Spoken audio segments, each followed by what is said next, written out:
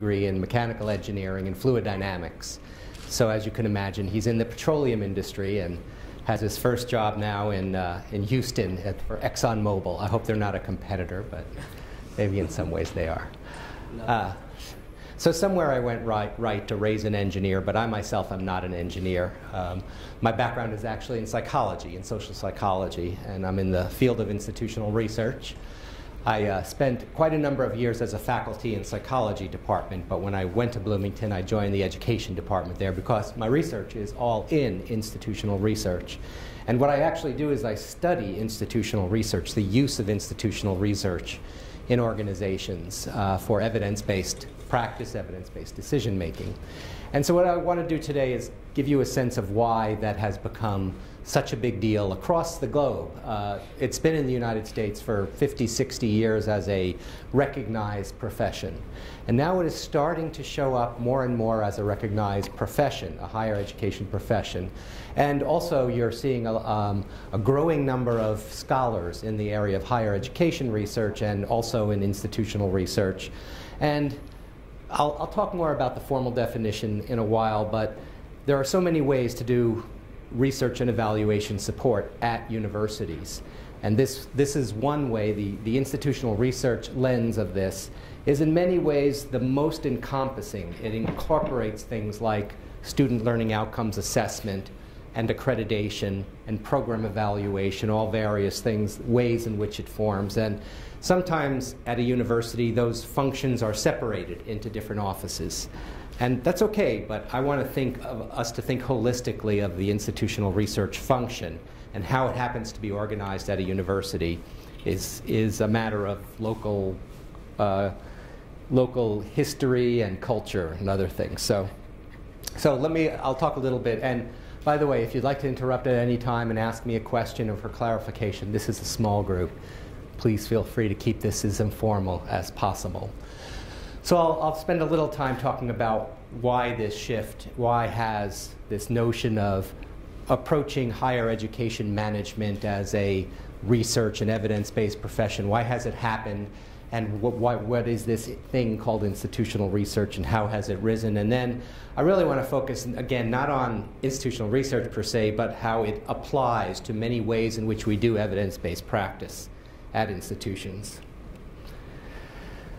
So there's been a globalization, if you haven't noticed, of many things in the world, and higher education is one of those things that has been subject to globalization. This term market-driven may be a little bit out of the US kind of perspective, but in effect we're in a common market. We are competing, cooperating, we are working together where there are students, there are instructors, faculty, staff who can travel the world and work at any of our institutions. You have people from different countries working on your instructional staff, and your student body has some international students. My university has many international students. We have about 8,000 international students. So we have about the university your size almost in international students only. And I looked it up this morning. There are 493 Saudi Arabian students last year at our university. We have many campuses. If you know Indiana University at all, the Bloomington campus is the one that's well known. We also have a very large campus in Indianapolis, which has a very long, unwieldy name, Indiana University, Purdue University, Indianapolis, or IUPUI. It's a collaboration between Purdue University and Indiana University. Well, that's where the engineering is, so that's where the majority of our Saudi students are, at the IUPUI campus, which also includes the medical school. So it is a very large campus. Anyway, so there's this international market. We're all competing in different ways. We're competing for students and faculty, but we're also competing for prestige. We're also competing for recognition as being world-class universities. Have you ever heard, well, you two have, but have the rest of you heard of the academic ranking of world universities, or the Shanghai Jiaotang rankings? Do you know where you are in that ranking?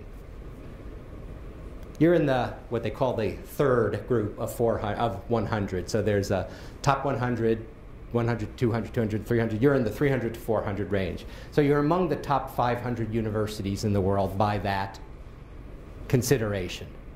And those things, even though everyone who knows measurement says, well, it's kind of shallow, it's kind of minimal, you know, it means something. These kind of rankings have started to be important in the world because industry partners look at them. International students look at them and they say, oh, you're in the rankings, that's good. You're high in the rankings, even better. I'm more likely to go there, more likely to do business with you. We sometimes in institutional research consider that the bane of our existence because we're both frustrated by them, but we're enamored by them because they use data. And they use measures of your research productivity, and that particular ranking focuses heavily on your research productivity. How many Nobel Prizes do your faculty have? One if you're lucky. More than one if you're really lucky.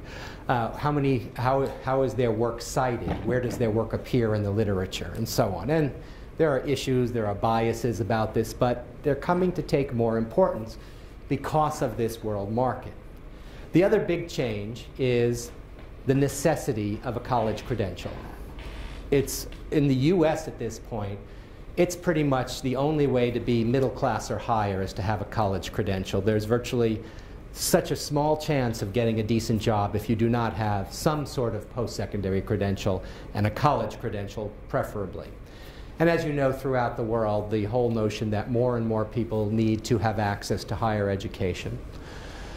Now, this could be different from one place to another, but in many places the costs are shifting more and more toward the student. Students have to pay increasing fees. It's extremely expensive right now in the United States to get a college education, or at least by historical standards. And I think it's still the most expensive place in the world to get a college education. So at our top private schools, it'll cost the US $50,000 a year. So $200,000 for a 4-year program. In the public domain, it's about half that amount, or maybe a little less. It's a little below $100,000 for the 4 years, $20,000, $25,000 a year. That includes your living expenses, but even the tuitions are up 10, 15, 20,000 at the public universities.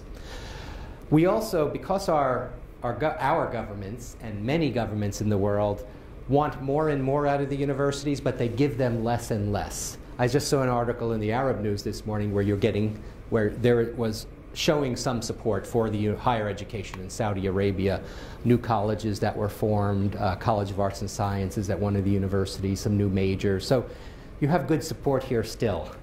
In other parts of the world, the support isn't as strong, even as the governments want more and more performance out of their universities. So what happens is the universities are very good at looking for revenue from other sources. We've become very good business people. So we partner with industry, we go to research, we look at private foundations, and we get money from more and more different people to support higher education. Well, what happens when people give you money? They want to know what you're doing with it. So we have more and more accountability in many more forms. Of course, governmental accountability is always there, and that's the biggest piece, because that represents what the people want to know.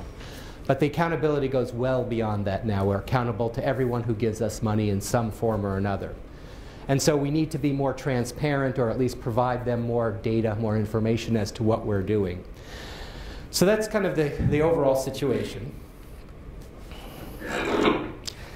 From a theoretical perspective, Boaventura de Sousa Santos, he's a Portuguese sociologist, and I generally don't come across Portuguese sociologists much in my work. But I found his work and found it very intriguing because he identified very well some of these factors that are impinging upon higher education institutions. Well, of course, there is this more and more we are becoming a vocational site. We are training the labor force more than we used to, as opposed to simply training the elites of society.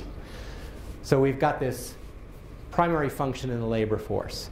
We still have the elite function. We still need to prepare the best and the brightest for the leadership roles. We still need to choose the best from among everybody and give them the highest degrees and have them help the economy. But on the other hand, our governments also want us to help everybody. They want us to lift the masses, get them into the workplace, give them exposure to some post-secondary education, maybe not the highest forms, but at least some kind of credentialing that will get them in the workplace. And then the last one is the one that really focuses in on what institutional research and many other functions want to do. On the one hand, and it seems to me this has happened here as well, the governments are giving more autonomy to the institutions to let them decide what to do to some extent within constraints, but how to do it. They're giving a lot more freedom to say, you manage your resources, you know what's right, it's your business, you're in charge, we trust that. Well, we don't trust it, but we will give you the money. In return, we're going to hold you more accountable. And not only are we going to hold you accountable, because we don't really know your business as you do, we have to have certain kind of standardized forms of accountability. So we're going to think about things like efficiency and effectiveness in a generic way, even if you have a very special way to look at it at your institution. And that's a difficult thing, to try to give you autonomy to operate as you see fit on the one hand, and on the other hand saying, but you have to answer to these standards, no matter how relevant they are to your particular mission. So if you are an engineering school, certain things might work well, but if you're an arts and science school, other things might work well, and yet they have the same set of standards. So it's very difficult to do that, to balance between those two. So these are sort of the theoretical view of the different things that are working on the higher education. So because of all of this, we have more accountability demands. We are in a more competitive, market-driven market. We still have the need for equity and access and equity from our government. And we have increasingly a consumer focus. The other piece of this is young people and their parents. Their expectations are changing of what they think of generally in terms of what they expect from society. With all the technology they have present for them, with all the things they see on TV and in the movies and all that, their minds work differently than 20, 30, 40, 50 years ago. So they have different expectations when they come. And they expect, for example, convenience much more than they ever expected before. They expect to find things on the internet, everything. You know, everything I want is out there, why isn't my education out there? So they have a very different way of thinking. So their consumer orientations is also comes to play a role in this.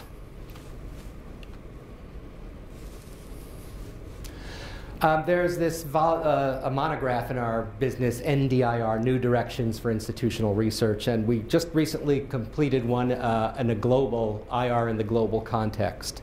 Pardon the overlap there. And I have a chapter in there with some colleagues from Australia and South Africa on data systems, but the issue editor, Karen Weber, I asked her what did she take away from this? Now that you've studied the global institutional research, what did you think? And she said, much like what I've said, we have a completely competitive, global and competitive environment. And because of that, institutions need a deeper understanding of how they operate. And yeah, sure, everyone in their own little place can do what they do, but somewhere, somehow, someone has got to take a look at how does this all fit together? How does it relate to what other institutions are doing? Where do we fit in the global landscape?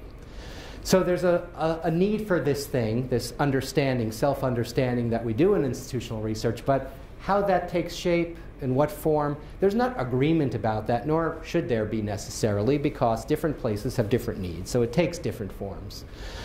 We also see that there's this growth of, Abdulaziz mentioned the Association for Institutional Research, which is the American Association. We started before everyone else, so we got to not have to call ourselves the American Association, just the association. And that started at about 1965.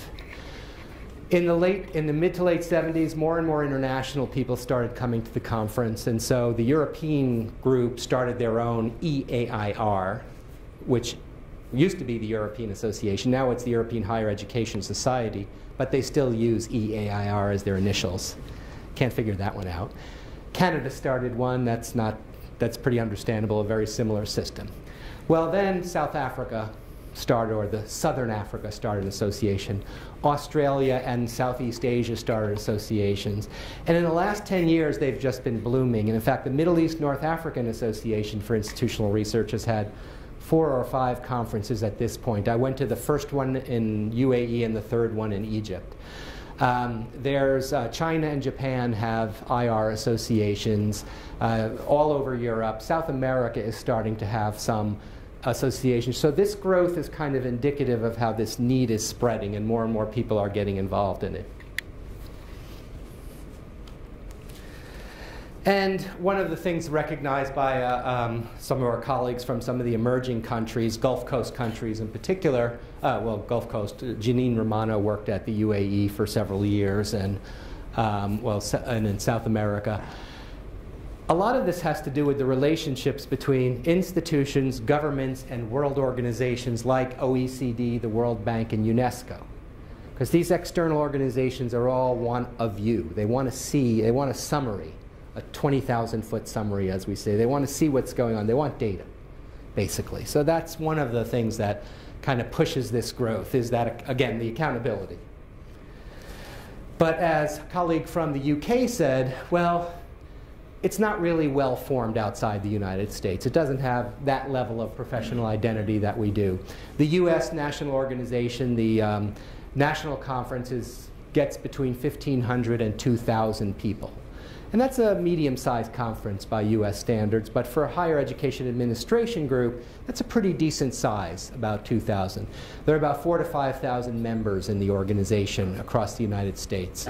Of course, we have somewhere around 6,000 post-secondary institutions, although 2,000 of them would be what you would call a university or a college. There's so many post-secondary institutions these days. They take so many forms. So now let's get any thoughts or questions at this point? Is there any common thing between all of these different organizations? Is there a common thing? Well, there's organizationally a thread of connection. So the American Association decided years ago it did not want to create a formal establishment where everyone is related. Instead, it decided to use a network approach and say, let's recognize each other. Let's share information. And so there's that part of it. But then there's connections through things like publications and course offerings and everyone and sharing of conferences and things like that. But if you mean, is there something common that transcends all of them? Well, there's a few common themes like accountability. Everyone is trying to figure out how to be accountable to their governments. The other major theme is data. How do we define things so we can get comparable data so that we can compare ourselves to others? So a lot of it is that externally facing things. Then there's a lot of sub-motifs about how do we use the data internally, and that tends to have regional components to it, depending on the way that evaluation and management is done in the institution. And so often consortia form, and I recall the first year at the Middle East North African AIR, the Gulf Coast, they were trying to create a consortium to exchange data among Gulf Coast countries. And I don't know if Saudi Arabia was, half of you is a Gulf Coast country and the other half is not. It's, my naive view, seeing that part of you is your one coast is on the Gulf Coast. To what extent probably the American Association organization is the oldest one of them? Mm-hmm. To what extent AIR was successful in at least establishing good data management between the different universities? AIR was extremely successful in that because it partnered with the federal government. And the National Center for Education Statistics within the United States in the late 1990s, early 2000s, made an explicit partnership with the Association for Institutional Research and gives them money annually to be their trainer for federal accountability systems. And it's been a very successful relationship, and it's brought a lot of people from the IR community in to advise the government about what are good measures. And it's been a really good partnership among them. So the data systems in the US are, because of that, very extensive. Everyone complains about them, but they're very extensive. And they're getting better worldwide. Okay, so some basics about institutional research. This is one of the classic definitions offered by a person who wrote The Functions of Institutional Research, a publicly available document. Research conducted within an institution of higher education, so it's specific to higher education, to provide information to support planning, policy formation, and decision making. Sounds pretty straightforward. Of course, the question, the hidden question behind this is, how does planning, policy formation, and decision making happen at a university? And that's a very complex question. It's easy to think about central administration and the chief officers and all that. But really, decision-making is very distributed within higher education, to departments, to faculty, to all throughout the organization. So when you're thinking of it in terms of external accountability, it's not bad. But when you start thinking about internal management, it gets kind of complicated, what form that takes. Another way to look at it is in terms of what an institutional researcher does, and this is a very glorious statement of it by one of the starters of the field, that the researcher serves higher education and in turn his institution. That's, usually you serve the person who pays you, which is your institution. But through critical appraisal and careful investigation of its processes and programs. So that's a slightly different thought than just decision-making and policy, which tends to be very high level. This actually gets into the trenches, the processes and the programs, the evaluation. Another way to think of it is, who does institutional research? And there's a tendency for people to almost marginalize it and say, well, people in an institutional research or a planning office or an evaluation office do it. But the truth is, many people at an institution do institutional research. Anyone who's using data and trying to put together information and data and analyzing it for decision making to decide what to do is, by our definition, of course, we're seeing the world as institutional researchers for at least this hour of our life. We think of that as institutional research. So it's being done throughout the organization.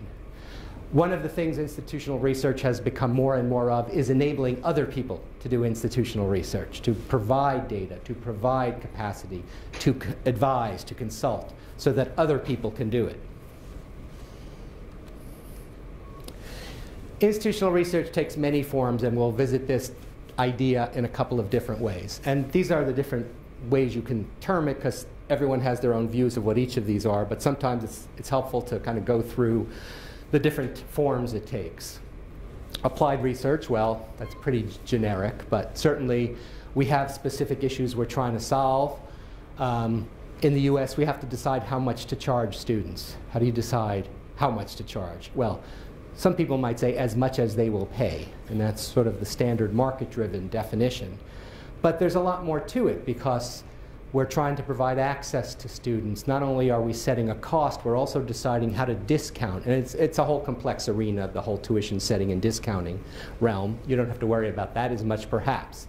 With that comes financial aid packaging, but course offerings. How do we know what sections of what courses to put out there? If you're in a stable environment, you have the same number of students taking the same majors, then you offer the same courses you did last year. But that doesn't always happen. For one, the fields are changing and emerging. You want to put new offerings out there. You put a new offering out there, how's that going to impact the old offerings? Who you're going to take students away from if it's a finite number of students?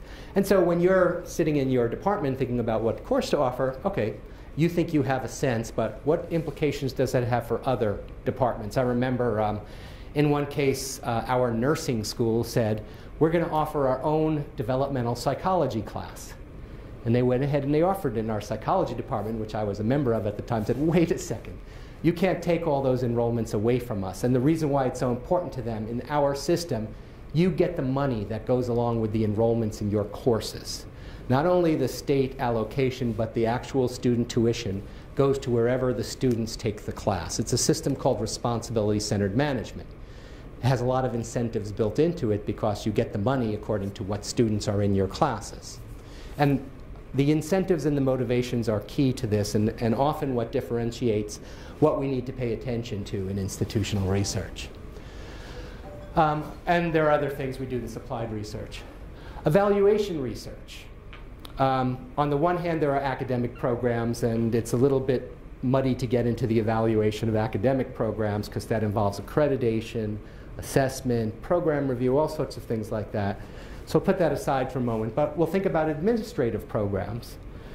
If we're putting money into supporting students with libraries and advising and first year, what do you call it, the preparatory programs for first year students, you want to know how well are they working and how effective are they in doing what they're there to do. So evaluation research. We'll talk a little more about that later as well. There's the basic reporting, which is usually the first thing that gets done. You let people know what kind of students they have, where they're from, what's their quality profile. There's also problem identification. Suddenly something is aberrant. Something doesn't go the way you think it should. We're losing a lot of students here, or more than we expect to lose. You may expect to lose a lot of students, and if you are, fine. But maybe something changes, and now you're losing a lot more students from that particular thing, or a particular type of student is suddenly not coming, or they're going away quickly. So those are the kinds of things that have to do with what might be called leaky pockets. Action research. You're trying to make a change. You want to do something, so you get the people together, you come up with a design for how you're going to get in there. Of course, the action research itself is not the institutional research, but institutional research plays a role in that. Who's going to collect the data, analyze it, and be at the table in doing that. And then policy analysis, the broad kinds of things. So those are some of the forms and formats that it takes in a general way. So generally speaking, colloquially, if you will, IR is about putting the right data together in the right way for the right people at the right time. That's if it's done well. It's not always done well. But more specifically, it has several components, and these aren't always done in an institutional research shop. They have to be done somewhere. One is you have to get the relevant data sources together. Someone has to manage the data. Not the kind of data you use for registering students and making sure instructors get their paychecks and those operational things, but analytical purposes, because there's actually a different kind of way you manage data for analysis than you do for operations. So IR, part of it is analytical data management. Then you have to develop measures. And developing measures is the thing I like best, because it's all about how to get people to think about something. How do you measure when you say something like attrition, student leaving behavior? Well, there are so many different ways to get a handle on that. Like in your preparatory program, is that part, do you care? What do you think about the students who leave then versus when they make it through the preparatory program and they start the regular programs? You know, is that something you put them together? Certainly, probably not. But do you even think of that leaving at that point as part of it, or is that simply a screening? So it's the whole idea of the way you conceptualize student flow that is part of this measure development. And in many ways, you cannot communicate necessarily with people at different places about what a specific measure means, because you might have to have an internal meaning that has meaning for you given the structure of your programs that might differ from another institution. Or it may be in common with other Saudi institutions or other Gulf Coast institutions and Middle East institutions, but maybe not with Australian institutions or European or American institutions. So we have to be fairly explicit about the way we put these measures together. And then the other thing is how it's used. And that's often the most difficult part. We can get the data together, we can make the measures, but how do we get people to use it for those kinds of applications I was talking about before? There's another side to effective institutional research, and that's what the institution does. And so, for example, in some places, and this is true in the United States, it's true even within the Indiana University system, some of the campuses are very open about using information and sharing data, and some are very closed. And they're very cautious about other people knowing what's happening in their department, which is very hard to be in a state institution because all the information is public. The salary of every individual in the institution is on the website. The expenditures, the budget is publicly available information to anyone in the state, or anyone in the United States, or in the world for that matter. They can ask for the information. It's an open access. It's a sunshine state, as they go. Not sunshine in that way, especially not at this time of year. So but even with those kind of laws, people can be very close about the information, or they can be very open. And even within an institution, there are differences among departments with how willing people are to share information. Open lines of communication, a classic in university issues. How do the instructors and the faculty, the professors and all, talk with the leadership of their departments in their schools? How do those leadership with the department and schools talk with the central administration? All that sort of thing it impacts how institutional research can happen and how useful it can be. And then there's a commitment to evidence-based decision-making itself. There's a lot of talk about being data-driven. I'm not a fan of the term data-driven, because data are very limited. Data don't say anything. It's what you say about the data that's important. And I'm not even wild about evidence-based, but everyone uses it, so I'll use it. I like to think of it as evidence-informed decision-making. Because something people will tell you is data are very limited, and I have in my mind a lot more experience and ideas that helps me make a good intuitive decision, and I don't necessarily need to see data. And that's actually true to some extent. Intuition is actually rich, in many cases richer than others, but it's also subject to lots of bias. So between the intuition people carry around in their mind and the evidence that you all get to look at, when you balance those two, that's when you get the best decision making. And that's what I mean by evidence-based, and I like, again, the term evidence-informed, but I don't decide everything in the literature, decide to adopt evidence-based decision making. And why not data-driven? Because when people ask me for data, I say, here you go, how's that? And they say, well, doesn't tell me much. So evidence-based practice, which is practice of what to do, how best to do it, see if it's working as desired, and how do we learn from it. And so this is part of what we call a learning organization. And any of you familiar with learning organization literature? One thing about learning organizations is universities are not very good at being learning organizations. Now they are teaching organizations, but in terms of how as an organization they learn from what they do to become better at what they do, they're not necessarily among the best organizations. And why is that? Because universities are by nature loosely coupled, decentralized, fragmented organizations. They're actually designed not to be good learning organizations in that sense of the world. And I don't mean that pejoratively. There's actually good reasons why universities are designed that way, to maximize innovation at the local level, to free people up to do their work without being hampered by the constraints of central management. So we're always balancing. Again, it's back to that Santos idea of the autonomy and the creativity versus the control and the standardization and the efficiencies. We're always trying to balance those two, and this is another case. So what was the requirement for a learning organization? Okay. A learning organization is characterized by total employee involvement. That's one. Everyone's involved. In collaboratively conductive, collectively accountable change directed towards shared values or principles. So that's the point, is that we want to get together to the extent possible, and at universities we can be more or less together about certain things, come up with shared values and principles, and then work together to achieve those principles. Well, that sounds very nice, but of course while we're also doing the shared principles, we're also doing the non-shared things. And there's always a question of how we balance those things. The shared values or principles are generally put into something we call a strategic plan. And that's where we just say, you know, this is what we come to as this idea of what we're trying to do as a university. So let's try to align as best as possible with that. One thing I like about this learning paradigm as opposed to a decision-making paradigm is it acknowledges the fact that things are not certain. Engineers don't often like this, but you're not all engineers. You can't just find an equation for making a university work and saying all you have to do is fit things into the equation and poof, it will work. It just doesn't happen that way because of the nature of the organizations. With learning, which we have even in engineering, this is the case, but it's in all fields, we have ambiguity, we have uncertainty, we have the notion that there's not a single solution. There is maybe an optimal solution, and so we're trying to work towards an optimal solution.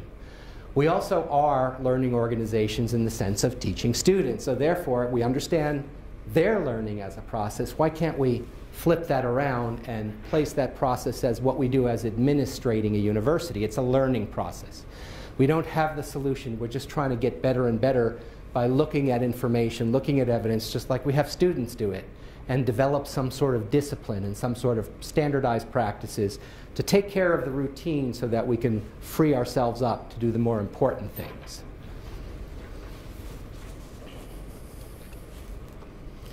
Evidence-based practice tends to come out of things like the health sciences, and I'm sure there are other areas that do this as well, and they're based on this notion that there is some sort of correct way to do something, or proven, or way that's demonstrated to be effective to do something.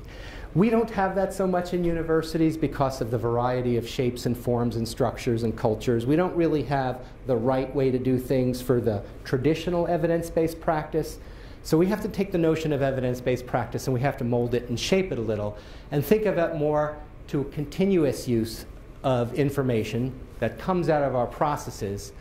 Not so much rigorous, but just a continuous view and review of this information, constant collaboration among people to say, this is what it looks like now. Are we maximizing the utilization of our resources? Are we taking into account what's changing around us?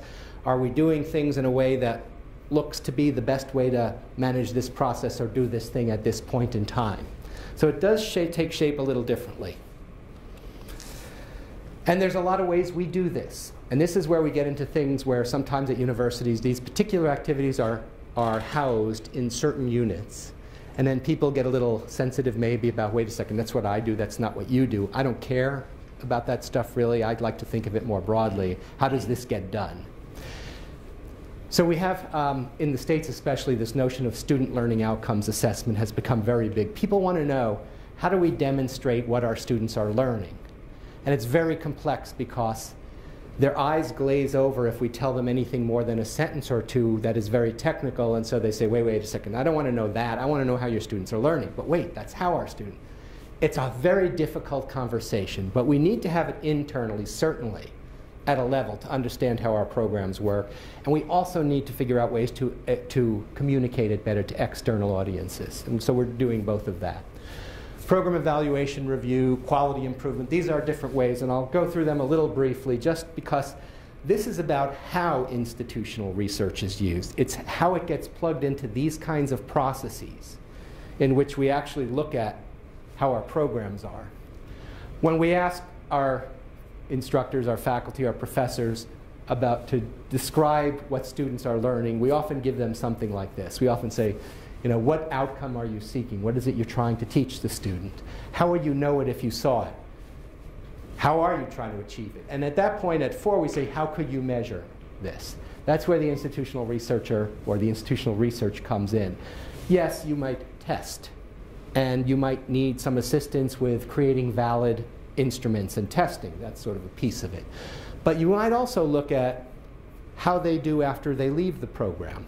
What kind of job did they get? What did their employer think of them? What kind of skills did they have? You might also look at in terms of what kind of life they lead, and that you have to take with whatever cultural circumstances define that. In the US, we think about things like citizenship behavior of voting, and we also think of staying out of jail, things that aren't on the positive side, but quality of life, smoking behaviors, things like that. How does having a college education impact that? Now, of course, when you're dealing with a specific program and a specific learning outcome, maybe it's a little more, how did they perform then on the job in relation to that specific skill? But anyway, it's that view of things, of thinking, how does it play out, if that's what you want them to learn? More generally, we have the evaluation cycle, where you go through this thing about thinking, what are we trying to do? What's our issues? How do we develop resources and strategies? And you might look at some data at step 3 and say, well, we need to see what our possibilities are. Can you give us some information about X, Y, and Z? So we do that, and then we do stuff, we implement it, and then we evaluate the impact. That's the other place where we say, how do we know if it worked? And that gets pretty complex. When you're dealing with a non-experimental situation and you're trying to see how something worked, it's really hard to disentangle the effects of the different things that go into what makes it work or not work. And that's a kind of an applied research. There are an emerging set of techniques for doing this in statistics, quasi-experimental designs, propensity score matching, instrumental variable approaches, a lot of technical solutions. Sometimes you do an experiment. You actually randomly assign students to a condition. That's the most powerful way to do it, to see if something works, is to use an experimental design. That's happening more and more. It used to be we said, you can't do that. You can't force a student into a situation. Now we're saying, if we honestly don't know if a program works and we're trying something, why not randomly assign students to the intervention? There's always going to be some limits to how random it can be, but still, it'll give you a much better idea. So we do that, and then we either work back into the cycle of improving what we did, we go back to the drawing board, and we go on to something else. And so this is not so much a cycle as a spiral going off in all sorts of directions when we get down to all the things we're trying to do. Program review is that, do you have instant program review at your organization? And this is usually becomes a compliance process where you do what you have to do for the purposes you have to do it. But some departments actually get something out of it. They actually spend the time, they think, they pull people together, they do it collaboratively. Other times it's a little more pro forma. But it's something we have to do. That's a whole other topic I can take up with you someday. The reason why we wouldn't do what we're supposed to do if they weren't forcing us to do it, but what they're forcing us to do isn't what we should be doing. I've got a whole talk on that someday. But it all fits well. We do this, and there's a lot of ways in which you can fortify and make this process more meaningful by infusing more evidence and more data into it. By giving departments some comparative information on how their students do in getting jobs in their fields afterwards, or how they're doing in terms of the kinds of students they're recruiting, how their students are progressing through the program. If you start giving people evidence to say, consider this as part of your program review, it's hard to avoid the facts when they're staring you in the face, or when one of your external reviewers, if you have them, comes in and they look at this data and they start questioning you. How come your students are X, doing this, not doing this? How come your faculty are not publishing in these journals, or why are they not publishing enough? Whatever it is, if there's data in the process, it opens it up. It makes it more transparent. And so that's a way in which you can infuse program review with this. There was a period in the 90s and early 2000s where suddenly total quality management and continuous quality improvement, TQM, CQI, all those initials, started infiltrating into higher education. And some people resisted it, or at least resisted it on the academic side, but said, but certainly your administrative processes, you should put through this kind of review. And so a bunch of programs came up for looking at this. This is Penn State University had this office that helped units do this process, and they documented on a database all the units that participated in the process. And the last time I looked, several years ago, there were over 300 instances of folks engaging this process for a specific kind of thing, whether it was recruiting students or determining library hours, whatever it was. They used this sort of process of focusing on a problem, defining it, and there's a process where they gather baseline data, decide what they might do about it, test what they're going to do, which is, again, an evaluation kind of thing, and then implement and demonstrate impact, which is an accountability. So very evidence-driven process. It has all those pieces of baseline data, evaluation data, accountability data woven into the process, as all evaluation processes do. Balanced scorecard, this came out in the 80s or something, Kaplan and Norton, and they said businesses shouldn't just look at the bottom line. Sure, they should look at the bottom line, but they also need to look at customer service and satisfaction, process effectiveness and efficiency, and organizational learning. And a gentleman named Brent Rubin took this and applied it to higher education and said, okay, if we're going to have that kind of balanced view, these are some of the things we need to look at: teaching and learning, service and outreach, scholarship and research, and so on. So more of a performance indicator focus of how institutions are doing, a little more geared towards mid-high level kinds of functions. Benchmarking then started becoming big, and benchmarking actually takes a couple of forms. One is more of a data-driven form where we say, how does our data look compared to other people's data? The problem with that is it's hard to compare data without understanding the process behind the data. So benchmarking was where we said, let's look at the way different places do their process, and let's benchmark our process to see how we do it compared to them. There's still not clarity out there when you hear the term benchmarking. It's often used very generically, especially by senior leadership, to say, I want data. I want to see measures. How are we doing compared to them? But real, true industry benchmarking is not about looking at the data. It's actually about looking at the process behind the data.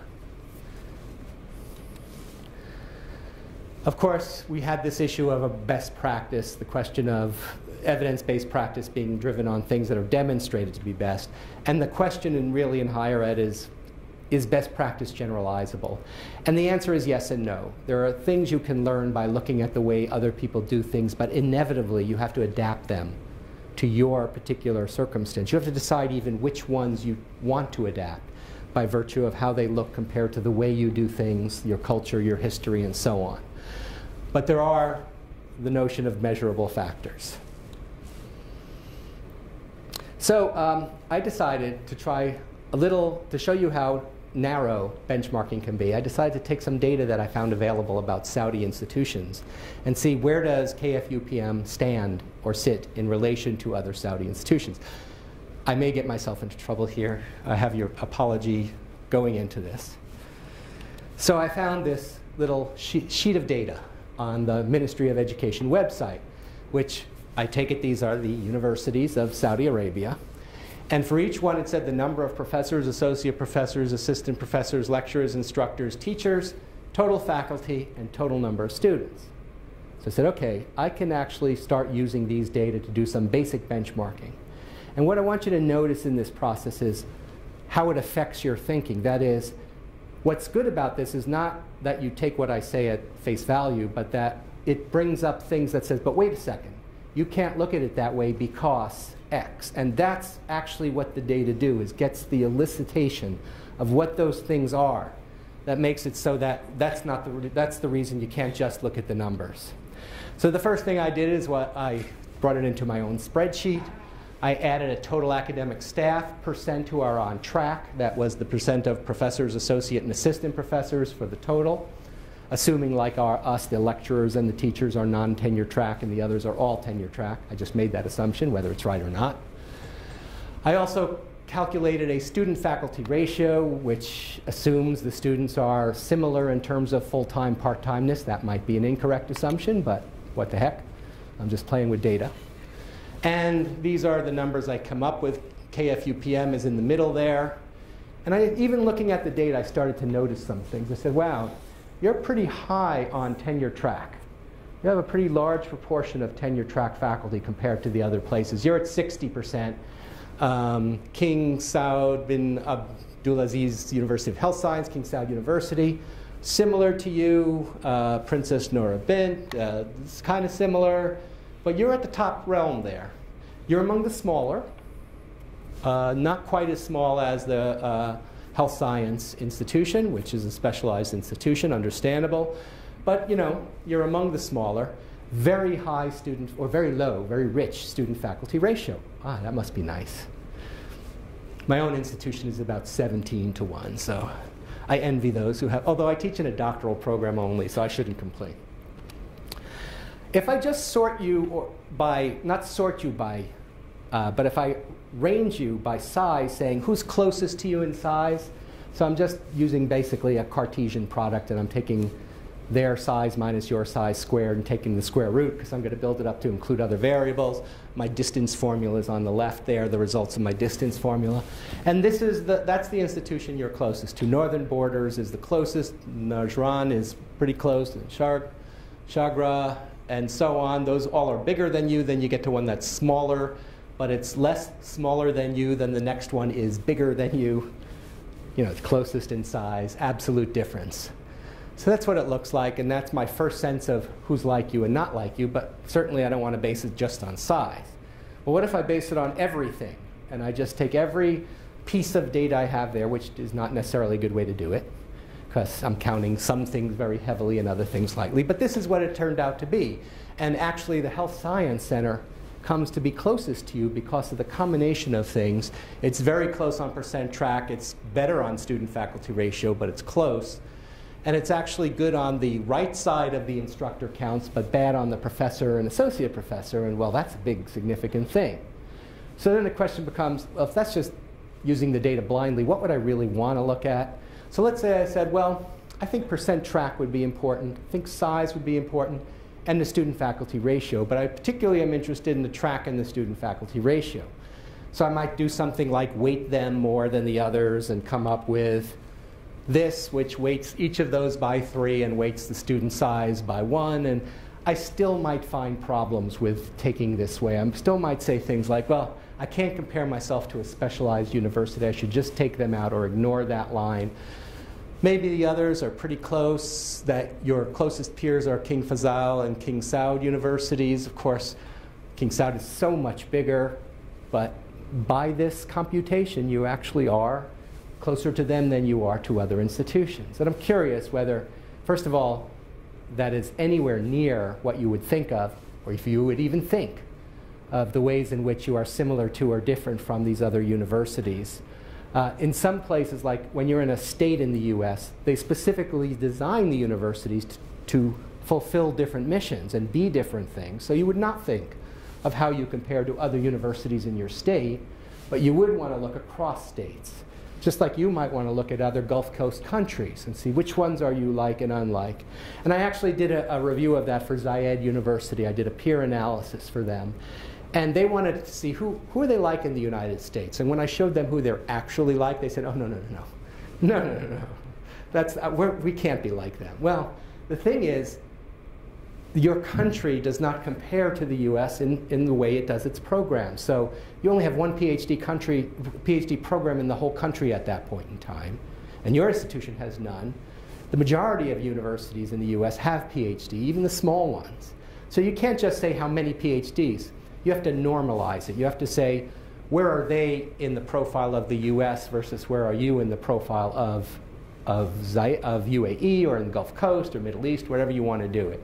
So we tried that. They still didn't like it. The truth is, when you start bringing data into things, the myths and the ideas people have about themselves, it's usually disappointing at first. But it's grounding. I had to do this for IU campuses. I'm doing it again for the regional campuses. But I remember going to the Board of Trustees with the first results and saying, here's where IU Bloomington is compared to the Big Ten universities, our athletic conference. And athletic conferences are chosen because they're supposed to be like universities. And they couldn't believe some things. They said, University of Minnesota, that's an open access institution. And well, yes, in 1965 it was, but it isn't anymore. It's actually very competitive now. So there's all sorts of thoughts about the way things are that are based on anecdote, myth, or history that are not really current. And when you start bringing current information, first it shocks people sometimes, but then once you get used to it, it opens their minds and it lets them see, okay, that's where we are. Now what are we doing? What are we trying to do? What can we do? And it gets into much more realistic conversations of what you can do as an institution. In fact, one of the things I did during that analysis is I looked at how our program mix, the type of programs we have, compared, this is IU Bloomington, compared to these other universities. So I broke them up into categories: business and communication, education, humanities, and the labels are for the charts above, humanities and fine arts, life, health sciences, public administration and human services, social behavioral sciences, STEM, science, technology, engineering, math, and other. And that itself opened people's eyes to see how unique IU was in its program mix. It doesn't have engineering. Purdue has engineering. Bloomington has no engineering. The Indianapolis campus with IUPUI has Purdue engineering. So our STEM is the lowest among everyone. On the other hand, we're very high on business and we're extremely high on education. Humanities and fine arts pretty high, life and health sciences low, very high on public affairs, public administration. Well, we pride ourselves on having one of the best schools in the country in public administration, so it's good to see we're high there. It really surprised people how low we were in social and behavioral sciences. And we have very well-known sociology department, psychology department, but we actually are very small in terms of student majors in that area. And the other is agriculture, and mainly, and we don't have agriculture, that's Purdue. So some of it is understood, but it really... That's across other states or within India? This is compared to the Big Ten universities. So this is, Ohio State, Penn State, Minnesota, Michigan State, Michigan. There's now 14 or 15 Big Ten universities. Obviously, an institutional researcher did not pick the name. They keep adding, and as of next year, Rutgers and Maryland will be part of the Big Ten. That's a whole nother issue, is the conference affiliations. Oh, talk about money. That's a real money issue. So anyway, the point was, it just, people never even understood where we were in those terms. More generally, so that sort of, was just an example of using data to inform people. There are 3 basic ways. How are we doing on time, by the way? I don't. Okay. I'll just quickly go through this. And some of this will relate to the workshops I do later that some of you will be at. But I've already mentioned there are sort of these 3 general areas: the factual basis, the instrument metric development, and the research design. The office I used to run at IUPUI, the Indianapolis campus, this is the latest version of what they put online that anyone can get to, just various measures in various areas. These measures, some of these are basic data, some of them are measures. And you can filter it by whatever school or program that is appropriate and look at them. So everyone's got basically the same basis of data to look at. And after 10 years of having this, they're pretty used to it. They understand it. They're well grounded in the facts. With instrumentation, a lot of that is harvesting the data, creating surveys, learning assessments, and these days we have this new thing called behavioral analytics, which we used to call unobtrusive measures, where we now harvest the data that students, the trails students leave behind in our information systems, like in our courseware system. How many times did they log in? How many messages did they send? How many assignments did they submit or not submit? And we actually use that data, and it's students don't even know they're leaving it behind. They do know, but they don't understand we can harvest it as data, although we tell them about it. And we actually have been using that successfully lately to identify students who are not doing what they should be doing. And it's actually been effective, well, very effective beyond things like grades and background, to determine which students will do well and which won't do well. Performance metrics, pulling the data together from various sources. So this was the example from IUPUI. We developed these performance indicators, and we did it according to the strategic plan areas: teaching and learning, research, scholarship, creative activity, civic engagement, and diversity. And we gave ourselves grades. We did it in the form of colors: red, yellow, and green. What's surprising about this is these are not based on specific single data points or even a measure that has or has not reached a level. What we do is, for each of these, we assemble information and data, we hand it to a review panel, and the review panel establishes the grade. So the performance indicator is actually a judgment of a group, because they recognize the data is too complex to just have a measure mean something. They need an interpretive judgment on a set of information. And that's the way they do performance indicators there.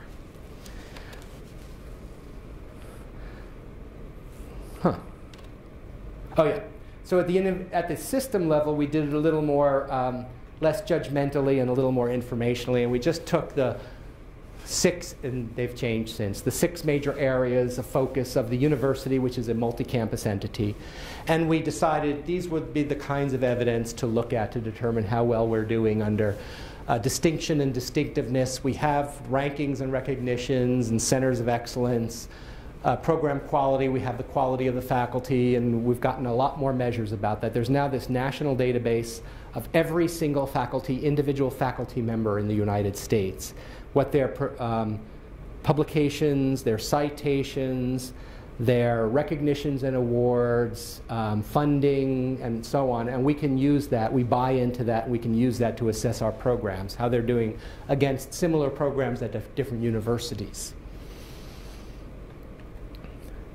Of course, measures are overly simplistic. As Einstein said, not everything that counts can be counted, and not everything that can be counted counts, so we have to take them with a grain of salt. But they're better having some information, and especially having, as Tukey sort of said, an imprecise answer to the right question is much better than a precise answer to the wrong question. So we do a lot of imprecise answers to the right questions, we hope. Triangulate them. And most importantly, we kind of view the performance measures as the tip. My 3-dimensionalization is not great here, but bear with it. Of what is at the bottom that planning and improvement cycle, which leads us to evidence-based practice. And from that, we emerge some key performance measures which we think we can convey to other people and use internally to make for change. I just wanted to use the 3D software. The final thing I'll mention is research design, where to look at data is one thing, but to make sense of it is something completely different. And we have to actually look at data within the context of the research design to understand what it means. And then there's a form of doing that in evaluation that I'll talk of briefly. I'll give you an example from a sport you may or may not know much about, American football. A little bit. I deliberately chose something you wouldn't know much about, so you could see how it makes sense to think of it as an outsider. Two general types of games. You can have a running game and a passing game. And so as the statisticians started to make their way into sports, they collected all the data and they noticed something. They noticed that winning teams tend to have a much larger running game. They spend more time running than they do passing. So therefore, you should develop your running game to be a winning team. Well, it turned out it was a result that came out of not understanding the way the game was, or not conceptualizing things in the appropriate research design. It turns out that teams that go ahead, usually due to passing, then resort to a running game to use up the time. So it's actually, a running game becomes taking up more time because they went ahead with passing, and then they wanted to control the clock and use up the time so the other team couldn't get the ball and score. So it turned out it was the passing game that was more important, and you only use the running game after you established the lead. So that was because of the statisticians, the people looking at the numbers, didn't understand the context and the way it was done, such that you got that result even though it wasn't because of that reason that you attributed to. And the same thing works in higher education. It's all about understanding the way things work, which requires you to have a conceptualization going in as to what you expect to find, and not simply go by what the data say. So we had an example at our institution, the Indianapolis campus. They put in this summer bridge program for students who are not quite well prepared. They ran students through it. They get wonderful results. The students in the program do much better than the students who didn't go in the program. Good program, right? Well, no, it turns out it was a selection effect. They were weeding out students who were, even though they were at risk, they were the motivated students because they were offering it as a voluntary intervention.